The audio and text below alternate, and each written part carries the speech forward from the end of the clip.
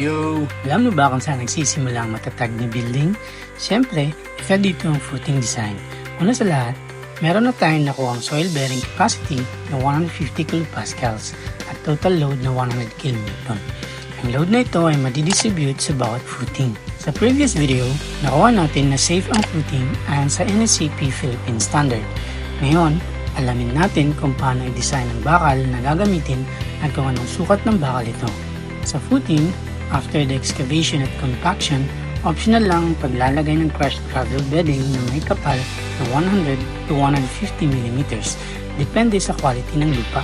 Pagkatapos, ilatag ang concrete spacer or bar chairs. Ayon sa NECP standard, ang minimum na taas ng spacer ay 50 mm at ang distance ng bawat bar chair ay 1 meter hanggang 1.5 meters.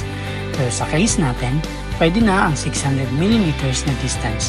Kapag gusali ay malapit sa matubig na lugar, 75 mm ang recommended distance. After may latag ng bar chairs, isunod na natin ang main reinforcement bars. 5 12mm pala ang ating gagamitin both ways.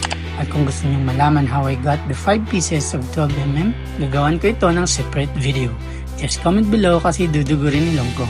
But of course, huwag kalimutan ilatag ng starter rebars na stirrups at main bars ng column bago buhusan ng footing. At yan muna for today.